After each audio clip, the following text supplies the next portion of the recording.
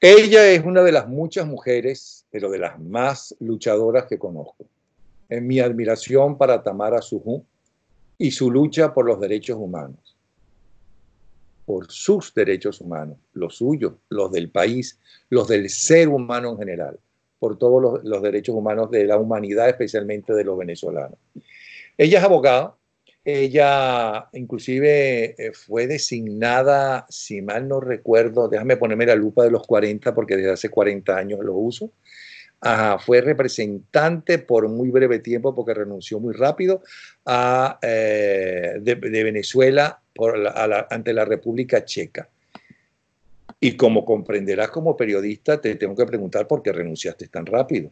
¿Qué fue lo que viste? Y no me salgas con el cuento de que no tenías tiempo para hacer las dos cosas, porque si no, no hubieras aceptado ese puesto. Hola Napoleón, bueno, encantada de estar en tu programa. Un gusto también conversar contigo. Bueno, yo lo expliqué muy cortamente en mi carta, en la carta de renuncia. En algún momento, en el transcurso de los 4 meses que estuve representando al presidente Guaidó en República Checa, se cruzaron la justicia con la política, ¿no? Cuando tú comienzas y aceptas un cargo con la esperanza que generó esa juramentación, porque los venezolanos o sea, apoyamos eso que se emprendió ese gobierno interino. Y me preguntaron si yo quería o podía hacerlo. Yo pensé realmente que podía ir una cosa con la otra sin descuidar el trabajo jurídico que llevo, las denuncias, la recaudación de tantas cosas, porque yo como directora del Instituto CASLA no solamente soy abogada defensora, yo llevo el Instituto CASLA, es un centro de estudios para América Latina, y yo tengo la obligación de observar otros países con democracias frágiles del continente. O sea que yo tengo no solo Venezuela, yo llevo Nicaragua, llevo Ecuador, llevo Bolivia, llevo Cuba, llevo, o sea, ¿sabes? Y es un trabajo que me ocupa bastante tiempo, pero esto no quería decir que no pudiera compaginar una cosa con la otra. En el transcurso del tiempo, te vas dando cuenta que por cosas políticas, jugadas políticas, eh, aquellos a quienes tú tienes investigados por crímenes de lesa humanidad, aquellos a los que tú has acusado en la corte como inductores, perpetradores, ejecutores por omisión, por acción de crímenes de lesa humanidad, están de alguna manera interviniendo en la política de este gobierno interino, ¿no? Entonces, llega un momento en que dije, no puedo convivir con aquellos que tienen las manos manchadas de venezolanos, Porque te haces cómplice. porque me hago cómplice, ¿no? Y además de eso, porque me parece inaudito que estemos pensando en personas que forman parte de la estructura mayor, Napoleón, porque si tú me dices porque la estructura es muy larga, ¿no? Pero que si tú me dices que son los mayores inductores, que están entre los 10 primeros acusados, y estás de alguna manera haciendo cosas o tramitando cosas con ellos, pues no, ¿sabes? No, o sea, estas personas tienen que entregarse a la justicia en su momento cuando haya Estado de Derecho, si es que lo hay algún día, y si no, a someterse a la justicia internacional. Y si son o no son culpables, tienen que demostrarlo en las Cortes Internacionales de Justicia. Y por eso, pues yo decidí, hasta aquí llegamos, ¿no? No puedo seguir porque una cosa va paralela a la otra en este momento, ¿no? Y además se cruzan. Entonces, yo me debo a las víctimas, son muchos años de trabajo con las víctimas, y pienso que esas víctimas merecían respeto, merecían que siguiera un trabajo sólido y constante y no estuviera alcahueteando cosas en las que no estaba de acuerdo. Ahora, Tamara, tú eres una persona muy joven. ¿A qué edad te empezaron a interesar los otros? Gracias por lo Otros de, seres humanos. gracias por lo de joven. No, soy una persona muy joven, pero te lo agradezco. Yo empecé en el 98 porque yo hice todo lo que fue mi pasantía, mis primeros años de abogado en un bufete penalista, ¿no? Y llegó un momento en que penal no me gustaba. Yo soy de las que piensa que el que comete acciones ilegales tiene que pagar con la justicia, punto, ¿no? Y me conseguí con el mundo de los derechos humanos, que para mí es la esencia de lo que son los derechos, es decir, la defensa de víctimas de estados, de víctimas de violaciones que son inherentes al ser humano, que tú no te puedes desprender de ellos ni puedes renunciar a ellos porque son tus derechos como persona. Me pareció que es la parte más bonita del derecho, ¿no? Ese activismo. Y lamentablemente me la pusieron muy fácil porque llegaron esta estructura que comandó Chávez en su momento, que llegó con un proyecto de poder, nunca llegó con un proyecto de país, jamás. Él llegó con un proyecto de poder para apoderarse de Venezuela, de sus instituciones, de sus riquezas, para su bien y el bien de su estructura, y además para generar en América Latina una ramificación dependiente de la chequera que no era de él, que era de todos los venezolanos.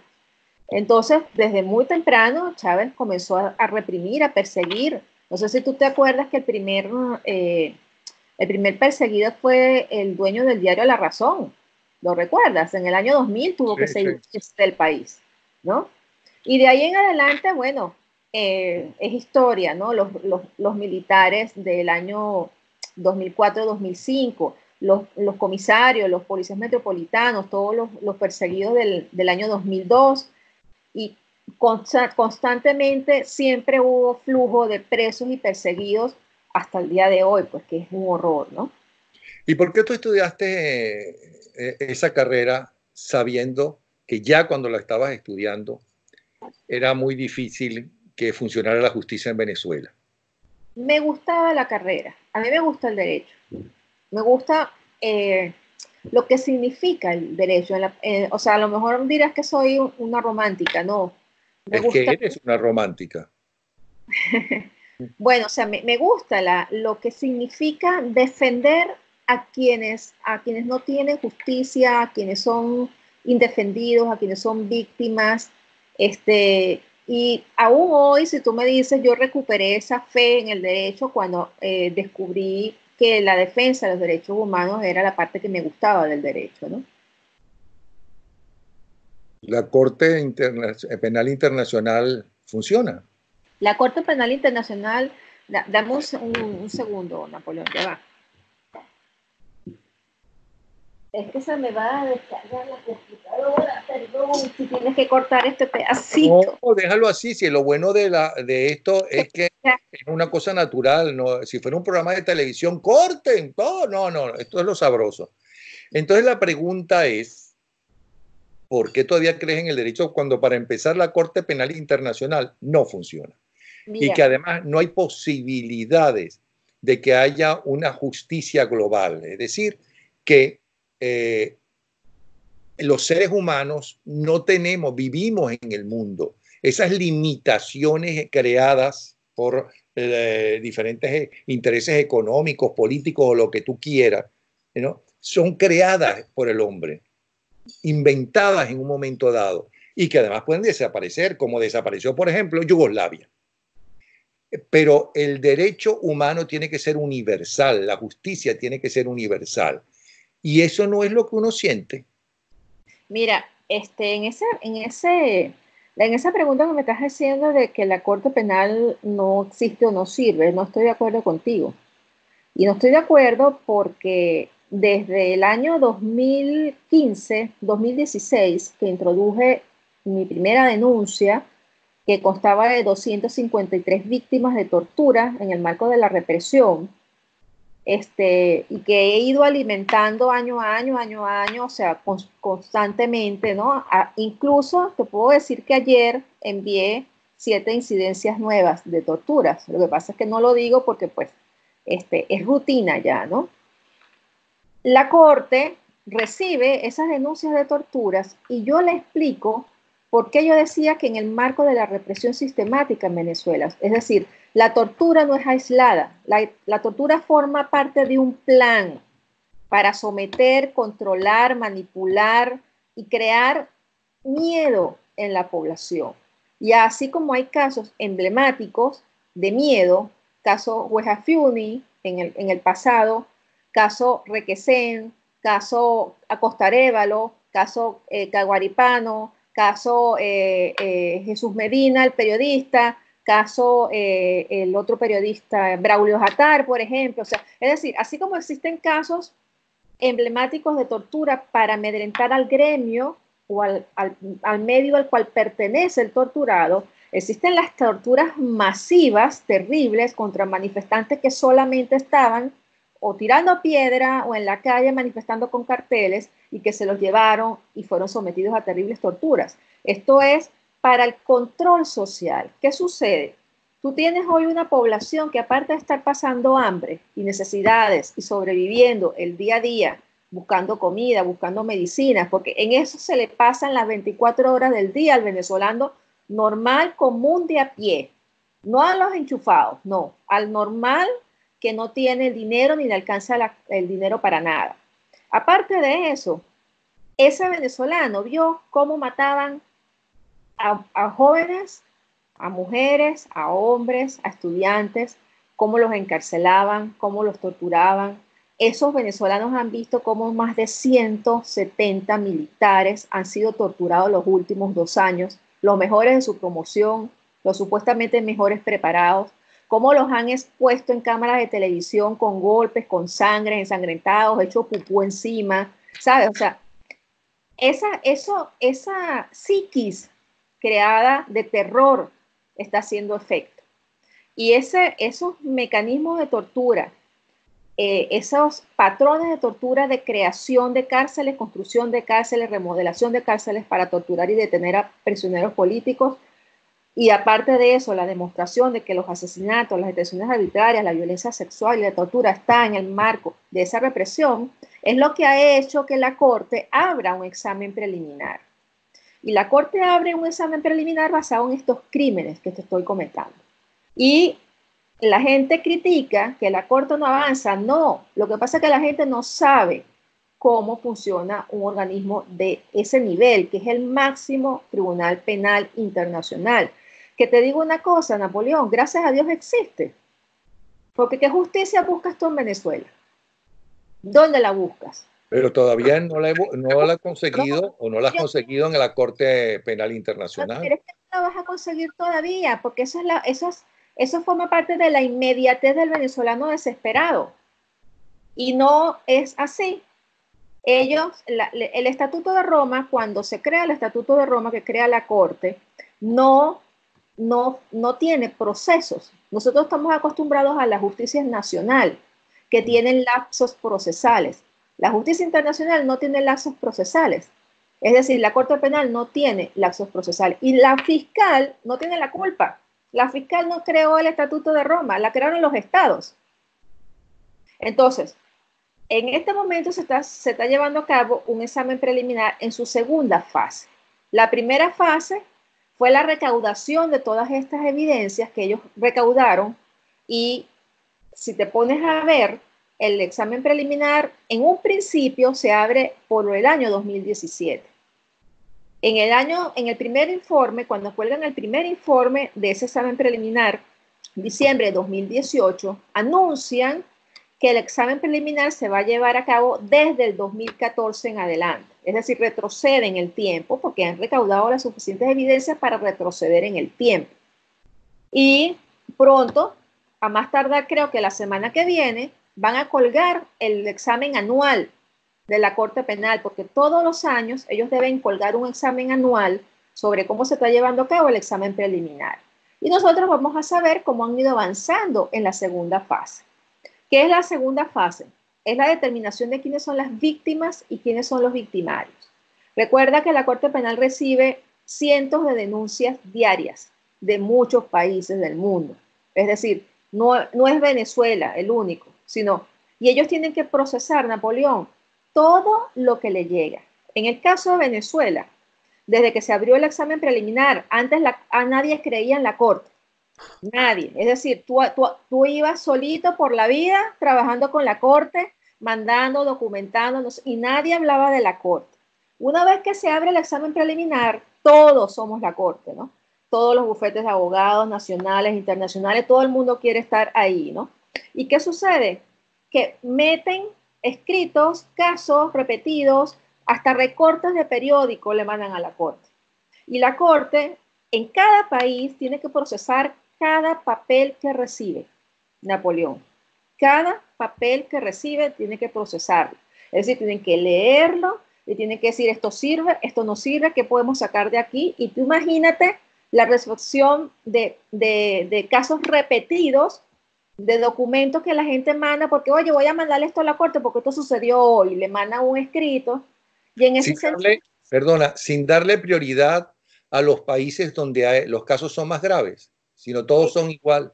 No, o sea, ellos reciben y procesan todo. Te estoy hablando en el caso de Venezuela, por ejemplo, tienen que procesar todo lo que reciben. Y ellos tienen en este momento, creo que 23 procesos de exámenes preliminares abiertos sobre 23 países, ¿no? Son muchos países los que tienen exámenes preliminares abiertos. Entonces, en esta etapa lo que se está determinando quiénes son las víctimas, quiénes son los victimarios. Yo este año he mandado 2 cadenas de mando.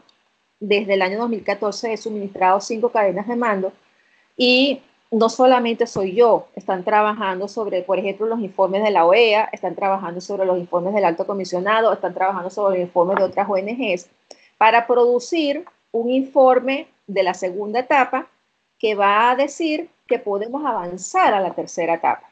Es decir, cada etapa tiene que presentar un informe. ¿Cuál es la tercera etapa? La tercera etapa es la determinación de qué ha hecho la justicia venezolana para investigar los hechos que les han sido denunciados a ellos. Ha habido justicia imparcial, se han hecho investigaciones serias, imparciales, reales, y como eso no ha sucedido, porque no ha habido investigación sobre casos de torturas, por ejemplo, entonces esa fase yo creo que va a ser más corta que esta segunda fase, que es la determinación de quiénes son, ¿no? Iríamos entonces a la cuarta fase.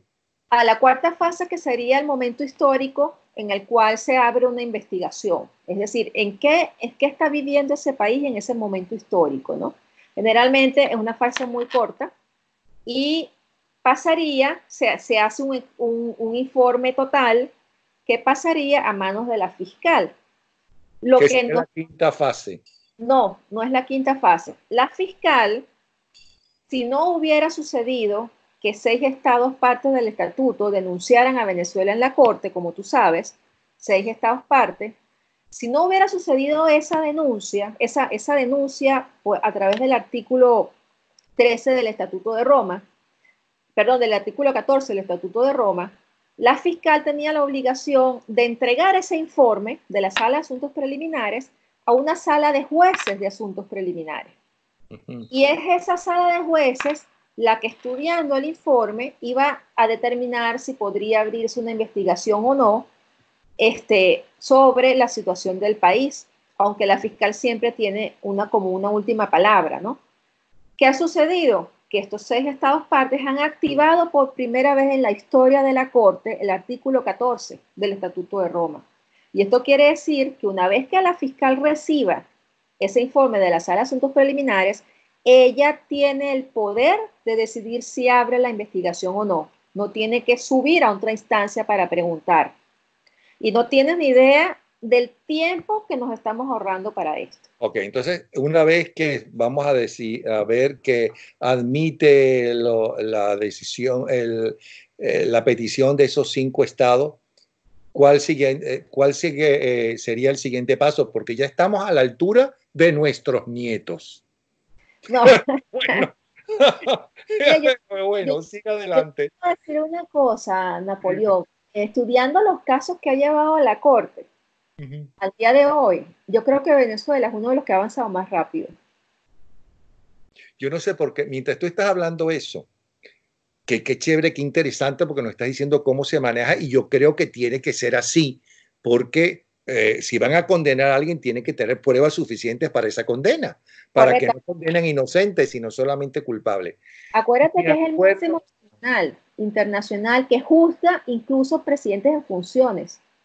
Sí, pero no le puede hacer nada después. Pero bueno, me acuerdo de la frase de Diego Arria a Hugo Chávez, ¿no? Te veré en la corte. Y Hugo Chávez murió, no la puede ver. Espero que a Maduro, Diosdado, José Vicente Rangel, Iris Valera y toda esa gente, ¿no? Vivan, ¿no? Para conocer el resultado y las sanciones. Pero sigue adelante. Entonces, que me preguntaste qué sucedía. Bueno, después, ¿cuál es el siguiente paso? Porque ya nos ahorramos muchísimo tiempo gracias a estos 6 países. Correcto. Entonces, una vez que la fiscal tenga ese informe, ella tiene la potestad de abrir la investigación, que es el momento que todos queremos, al momento que todos queremos llegar. ¿Por qué queremos llegar todo al momento de que se abra la investigación? Porque desde el primer día en que se abre una investigación, desde el primer día, se pueden ejecutar órdenes de aprehensión internacional. Desde el primer día. Si la fiscalía lo decide, puede pedir órdenes de aprehensión internacional contra las personas que ellos están investigando.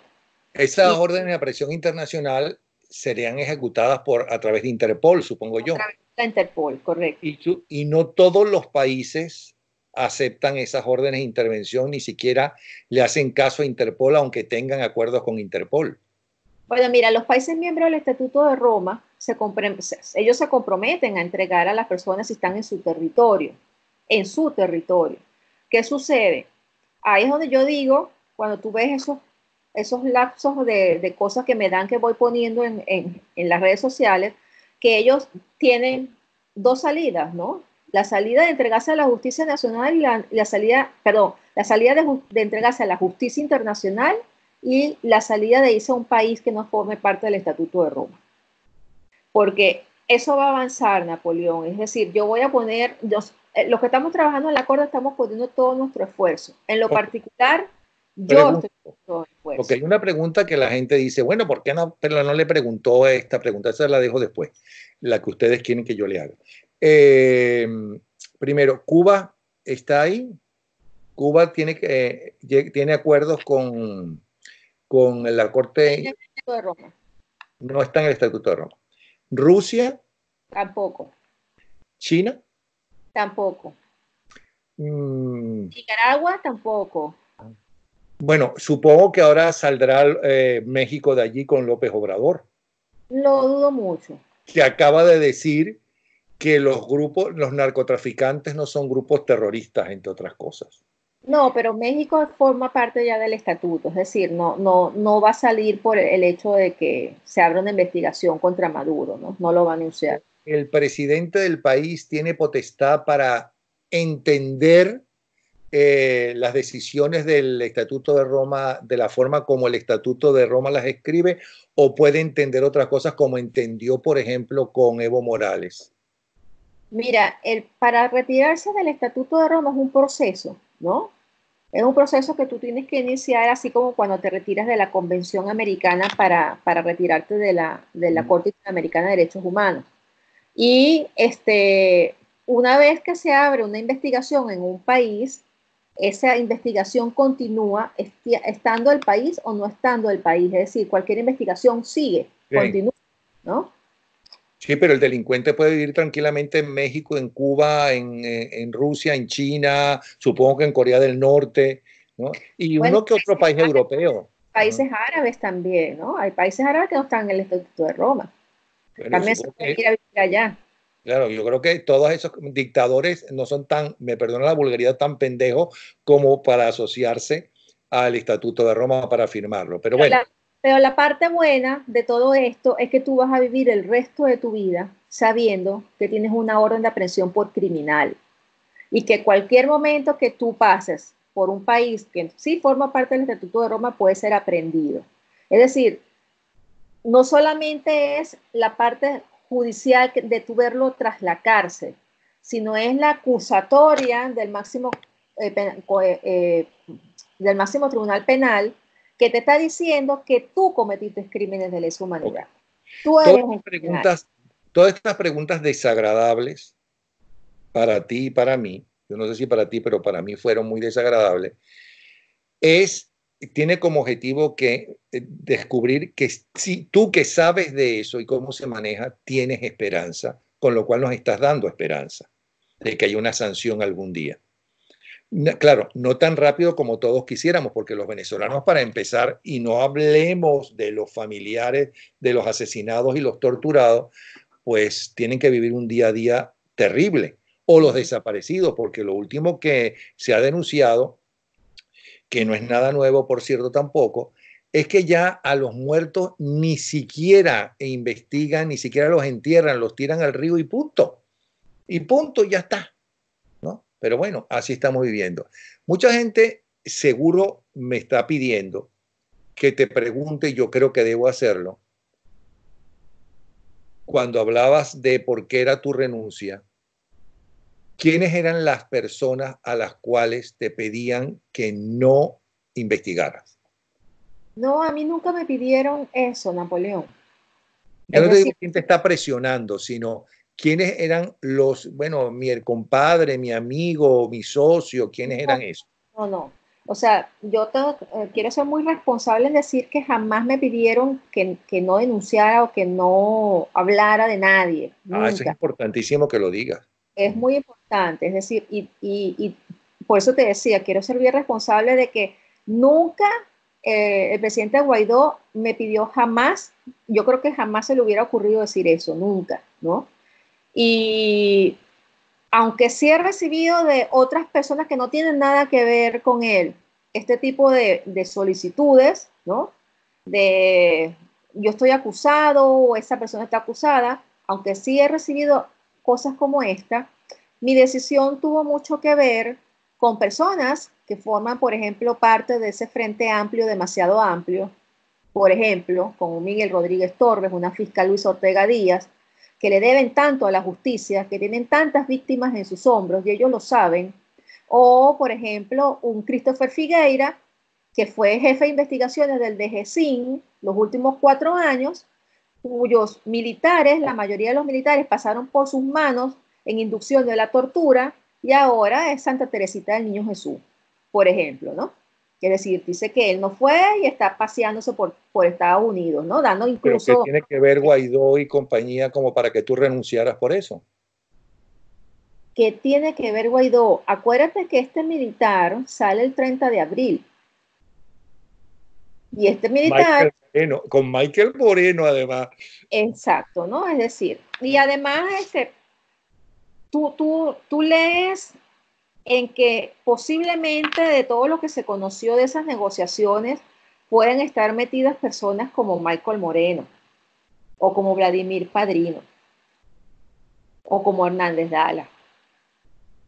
3 criminales de los 10 primeros de la estructura de mando de las torturas, por inducción y por acción o ejecución u omisión.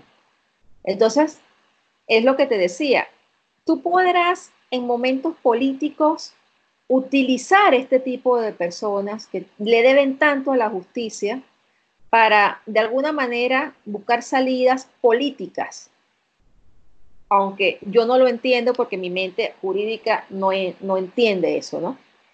Y por eso mismo preferí separarme, porque mi deber es que se haga justicia, aunque estas personas sean utilizadas políticamente. Esas personas le deben a la justicia y sus Pero, víctimas necesitan justicia.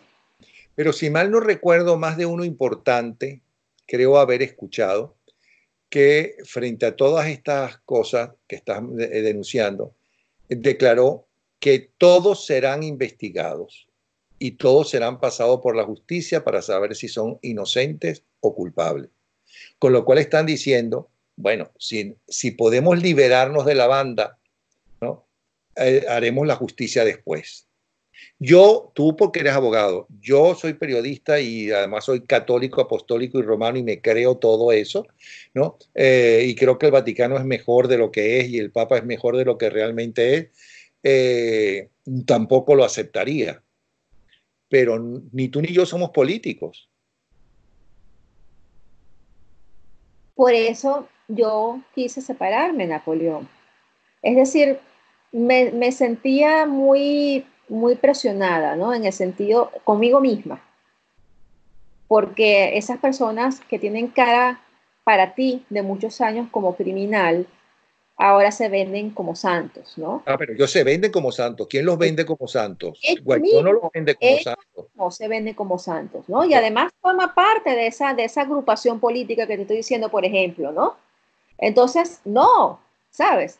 Yo no puedo ser parte de eso, punto. Y tomé la decisión y lo corté. Yo creo que estoy muy tranquila, eso sí, con la salvedad, como te dije, de que nunca me presionaron, nunca me callaron y nunca me pusieron una mordaza.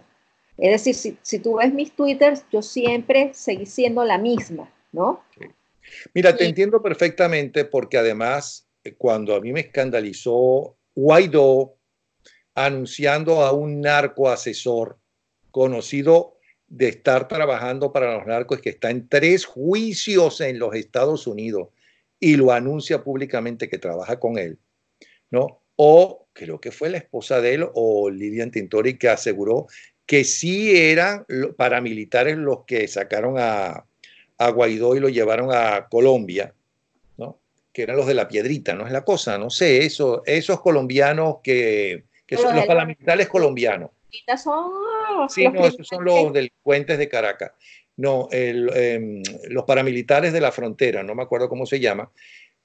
A mí me escandalizó, digo, bueno, pero está un momentico, entonces, no les importa quién es el tipo en el cuento que te echaba al principio, como, o lo que dijo un expresidente norteamericano hace muchísimo tiempo, y me perdona la vulgaridad, pero así lo dijo, de un presidente, creo que centroamericano, dictador, asesino.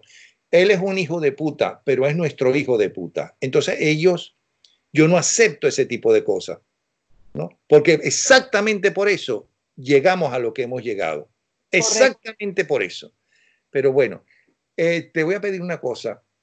Si te pidiera 5 de los muchos que tú has denunciado, los 5 mayores criminales denunciados por sus crímenes de los últimos 20 años, ¿cuál sería tu orden? 5 nada más, los 5 mayores. Sé que hay muchos más. Bueno, vivo Nicolás Maduro porque ya Chávez murió. Nicolás Maduro sería uno. ¿Cómo que Vladimir, murió? No o sea, murió. Chávez murió, o sea, ya Chávez no. Ah, Chávez, te entendí Maduro, sí. No, Uh-huh. no, Vivo. Chávez. Ajá. Nicolás Maduro la encabeza, por supuesto. De segundo, yo pondría a Vladimir Padrino, Luis Ortega Díaz, Miguel Rodríguez Torres y Hernández Dala. Y si te pido de las víctimas, los 5 que según tu investigación han recibido las peores torturas, el mayor número de torturas, las torturas más escandalosas, Oye, sean estén vivos o muertos. yo digo que las torturas no tienen que ser más escandalosas por los golpes, sino por lo traumático, ¿no? Por ejemplo, te puedo hablar de Loren Salet y Gabriel que estuvieron en la tumba, te puedo hablar de Caguaripano, de Vasco da Costa, que además ha sido torturado sistemáticamente durante 18 años, ¿no? Una y otra vez, y cada vez las torturas son peores para él. Te pudiera hablar de, por ejemplo, qué caso, que tú me estás pidiendo 5, qué difícil, ¿no? Porque además no sabes si nombrarlos o no nombrarlos, ¿no? Araminta González, por ejemplo, es otro caso. La jueza Fiuni es otro caso. La jueza Fiuni la violaron en la cárcel un fiscal del Ministerio Público y Luis Ortega Díaz todavía no ha dicho quién fue, por ejemplo. Esas son las 5 víctimas que tú sabes, que además son emblemáticas porque incluso en el caso de la jueza Fiuni el propio Chávez intervino. Descaradamente y públicamente. Y públicamente, correcto, ¿no? Por ejemplo, esas son 5 víctimas, pero son muchas, son muchas. Y si te pidieran las 5 elementos que tendrían que hacer justicia, ¿no? Peores y que tienen más presos en su conciencia y más muertos en su conciencia, ¿a quiénes pondrías? 5 elementos. 5 jueces, o 5 abogados, o 5 penalistas, o no sé cómo se llama eso. Sí, 5 fiscales. 5 fiscales. Bueno, los dos, la saliente y el entrante, ¿no? Ortega y Tarek William Saad está entre los fiscales. Y después está el fiscal, lo que pasa es que no tengo los nombres ahora en la cabeza, ¿no? Napoleón. Pero está el fiscal general militar, el de la corte marcial, que tiene todos los juicios militares y que permite que todos esos jueces y esos fiscales hagan lo que están haciendo. Y te podría hablar de los fiscales de los casos, por ejemplo, el caso de los muchachos de la UPEL de Carabobo, que fueron de la UPEL de Aragua, esos 40 y pico muchachos que fueron terriblemente torturados, y esa juez que los mandó al Dorado, no sé si te recuerdas de eso, y que les dio a todos allá malaria, fiebre amarilla, jóvenes estudiantes que fueron torturados de esa manera, por ejemplo. El caso de la juez y la fiscal que llevan el caso de los militares, de los comandantes, el caso de todos los comandantes que son élites que agarraron por supuesta conspiración y que todos fueron torturados. Son muchos, ¿no? Lo que le deben a la justicia, y más aún, Napoleón, los médicos forenses. Si te pidiera, pero médicos forenses, por un lado, y militares más torturados, porque hay que recordar todos esos nombres, tanto de las víctimas y de los victimarios, sobre todo. Los médicos forenses, ¿cuáles serían los peores? No tengo los nombres, o sea, no los tengo aquí, no los tengo en la mente, los tengo en las denuncias, ¿no? Pero es importante que sepan que están denunciados.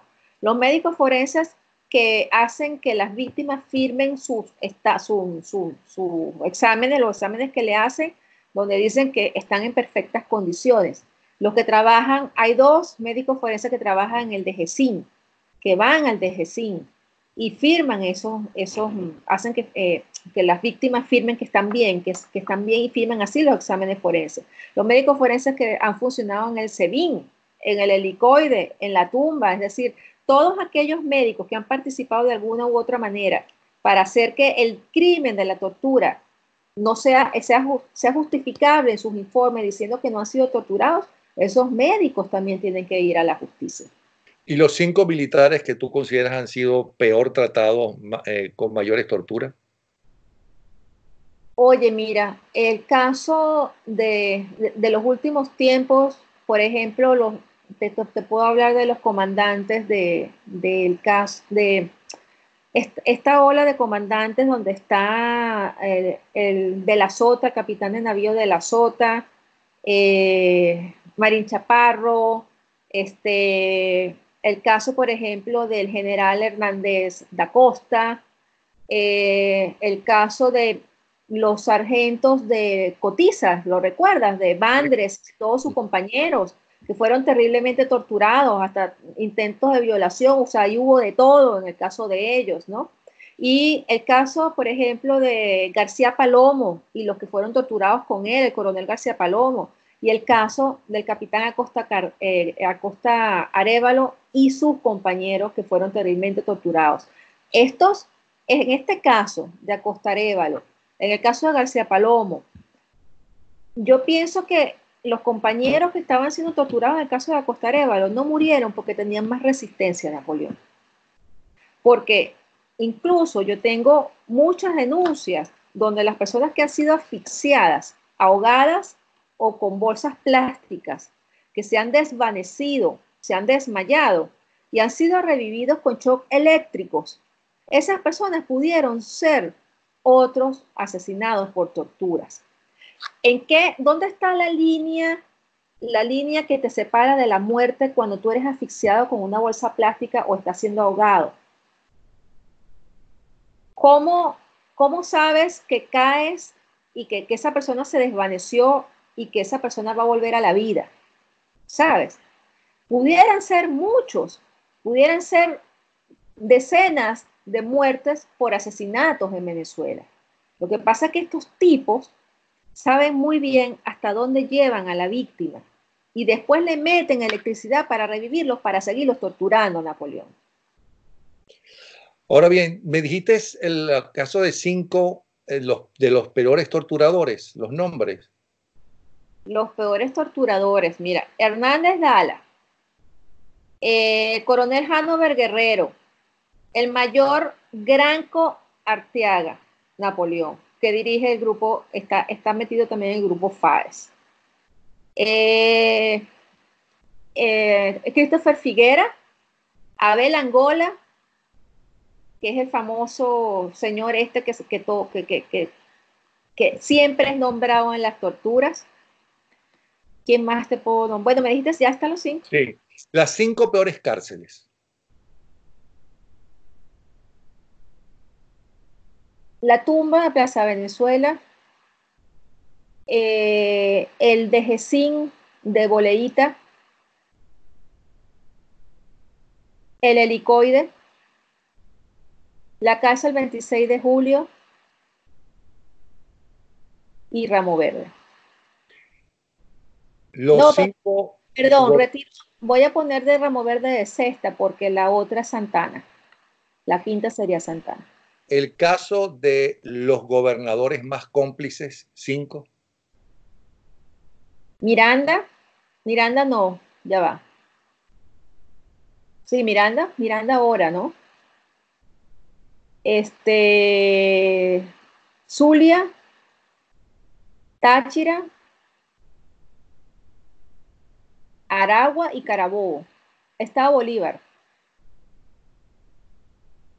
Ahora, ¿hay algún estudio de lo que piensan todos estos, toda esa basura humana? ¿Hay alguna coincidencia con el origen de los torturadores, si no tuvieron padre, si fueron maltratados a su vez, si es que odian al otro ser humano, si es que no lo ven como un ser humano, sino que están cegados, si es que sienten placer en hacer ese tipo de cosas? Debe haber algún estudio sobre eso, sobre ese tipo de delincuentes que los hay en todo el mundo. Mira, yo no sé si hay un estudio sobre el comportamiento de los nuestros, de los venezolanos. Yo estoy buscando el tiempo para escribir sobre eso, de las más de 700 descripciones de casos de torturas que estoy llevando, con los patrones que tengo, con los comportamientos, sobre todo de cómo gozan, de qué le dicen, de cómo atacan la psiquis de la víctima, sobre todo la diferenciación entre la época en que no estaban involucrados los cubanos y la época en que ahora sí están involucrados los cubanos. El informe anual del instituto que voy a presentar ahora en diciembre está basado justamente en esa diferenciación de patrones y cómo ha cambiado, incluso cómo ves la parte de la violencia sexual ahora más marcada que en las anteriores denuncias del 2017 para atrás, ¿no? Uh-huh. Es decir, los comportamientos son los peores torturadores, son de baja procedencia social, incluso, por ejemplo, quienes encabezan los colectivos que acompañan al grupo FAES, el famoso JJ, que es el que dirige uno de los colectivos que siempre acompaña al grupo FAES, es una persona que no tiene arraigo familiar, ¿no? Y ese es más o menos en la parte de la actuación de los civiles, en la represión, buscan este tipo de personas que de alguna manera son comprables, manejables y con un carné y una identificación del 6CPC o del DGCIN o del SEBIN, creen que son Dios, ¿no? Y su comportamiento es hacer lo que sea para mantenerse en el poder que han adquirido como sea. Los otros que están ahí simplemente para mantener a Maduro en el poder, en la estructura, que son estudiados como un Hernández Dala o un Granco, y que de alguna manera la represión y la tortura forma parte de ese mantenerse en el poder. Ellos necesitan mantenerse en el poder como sea, aunque sea asesinando a personas bajo torturas, por ejemplo. Entonces, es dependiendo de quién es. Cada quien tiene una forma en cómo tú lo puedes analizar, ¿no? Porque no todos son de bajos estratos sociales, no todos son comprados con dinero, sino que además hay unos que son por ideología también, ¿no? Bueno, Mira, pero creo que fue Sebastiana Barraez quien me dijo que las 4 investigaciones de las cuales ella me está hablando de torturas a los militares, que me habló de esas 4, los torturadores no eran cubanos, que eran venezolanos. Mira, lo que pasa es que ella no recolecta testimonios como los recolecto yo, donde las víctimas sí me han dicho que hay cubanos. O sea, yo tengo 12 testimonios de 12 víctimas donde en sus torturas han intervenido los cubanos. Y por esto yo denuncio a Cuba en la Corte Penal Internacional en el año pasado. Yo denuncié la represión sistemática ejercida en un país que sí forma parte del Estatuto de Roma, como es Venezuela, por injerencia de un país extranjero que está dentro de Venezuela cometiendo crímenes de lesa humanidad como la tortura. Sí hay torturadores. Es una equivocación decir que no los hay. No, ella dijo que en esos 4 casos que ella me estaba hablando, no tenía la información de que había, de que eran cubanos, sino la información que tenía con nombres y apellidos, quién eran los torturadores y que eran venezolanos. No, hay torturadores cubanos. Lo que pasa es que fíjate una cosa, Napoleón. Ellos se llaman por señas, por números o por apodos, ¿no? Pero por supuesto, el acento cubano no se lo quita nadie, nadie. Es decir, se escucha las voces, se escuchan cuando mandan, incluso se escuchan cuando las perpetran. Y también hay otra cosa que no podemos olvidar, que quien ejerce la represión junto con el alto mando militar, junto con Ceballos del Ceofán y Vladimir Padrino, son los cubanos. Los cubanos están dentro de Fuerte Tiuna, planificando la represión junto con el jefe del Ceofán. Y eso es algo que he denunciado públicamente. Lo que pasa es que no le prestamos atención lo suficiente, o sea, no sé por qué estamos tan acostumbrados a escuchar tanto que no entendemos la magnitud de lo que significa que el jefe cubano esté en Fuerte Tiuna planificando la represión contra los venezolanos. No, que son unos, porque esta banda de delincuentes son unos apátridas. Es que por supuesto que lo son. Es que nada más haber permitido que el primer apátrida fue Chávez, Napoleón, que le entregó nuestro registro, nuestra notaría, nuestro sistema de identificación a los cubanos. No hay nadie más apátrida que Hugo Chávez. Ese fue el primer traidor a la patria, el más grande que hemos tenido. Y después, por supuesto, haberle abierto la puerta a ese ejército de cubanos que tiene invadido Venezuela hoy en día. Y luego vinieron la FARC, el ELN, los chinos, los rusos, los iraníes, todo lo que tú quieras. Pero el gran culpable de lo que está pasando hoy en Venezuela se llama Hugo Chávez. Sí, señor.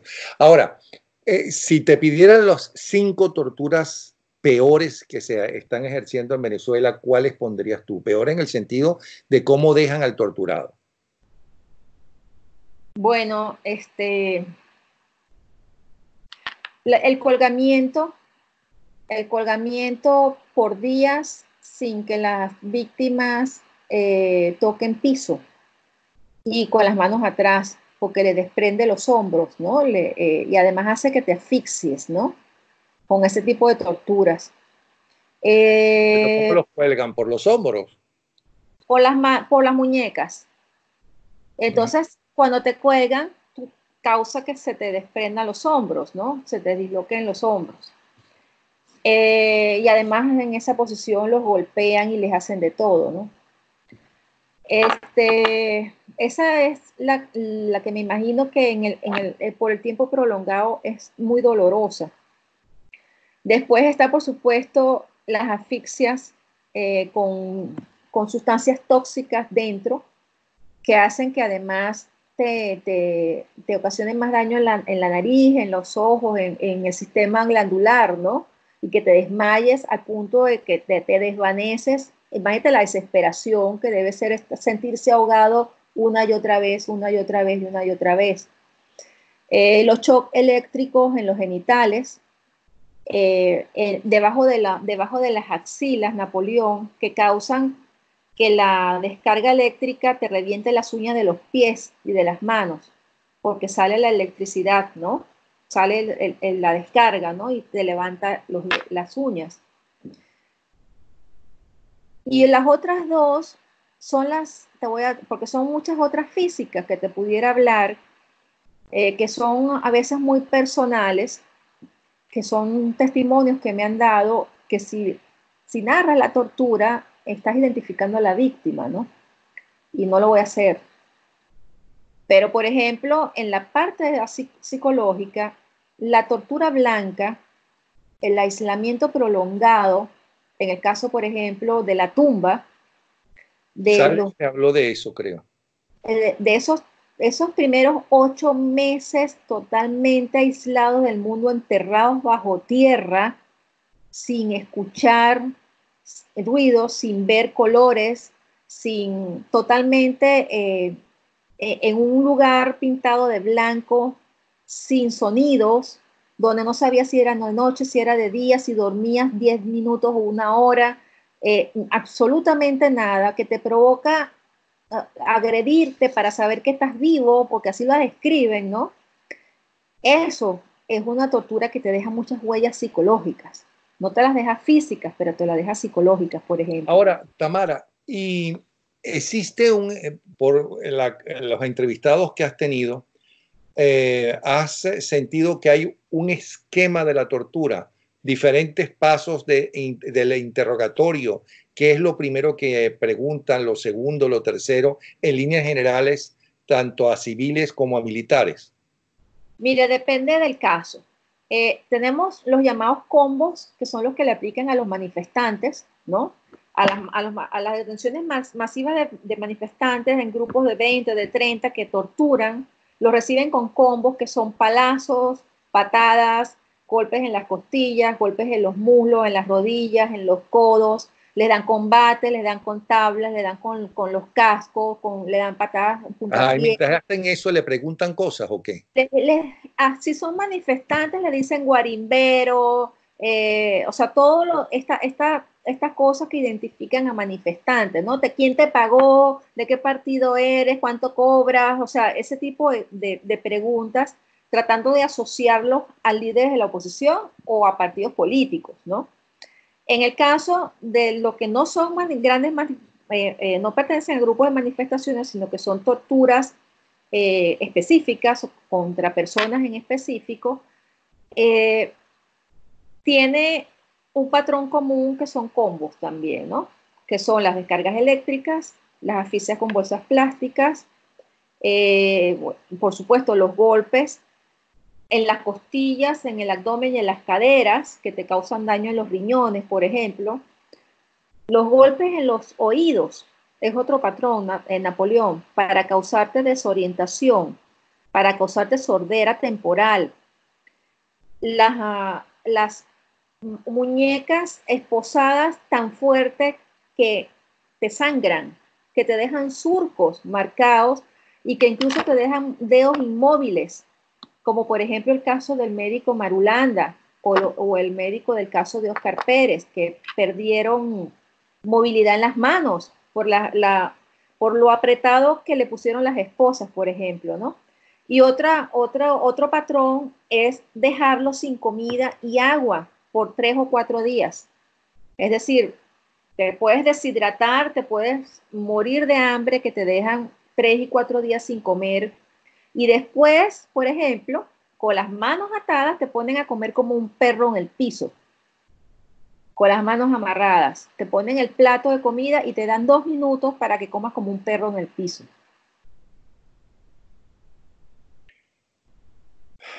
Pero en fin, ¿tienes esperanzas? De salir de Maduro. Sí, de salir toda esa gente y que sean penalizados. Mira, no se trata de salir de Maduro, Napoleón, se trata de salir del sistema. Bueno, ok, quiero decir, tienes razón, de salir del sistema. Ajá.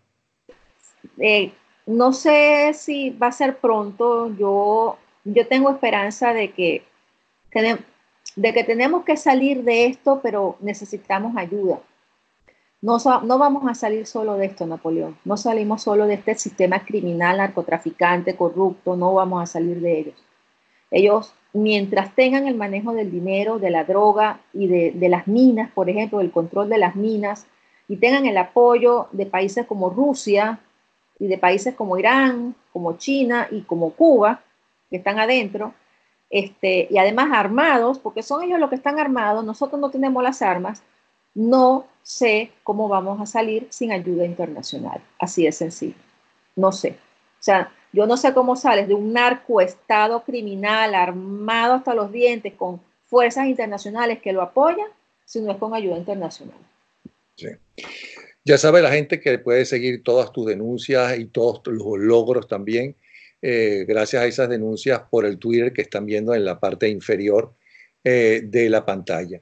Tamara, nuestra admiración, nuestro cariño, y ya sabes que cuentas para lo que necesites con nosotros, ¿sí?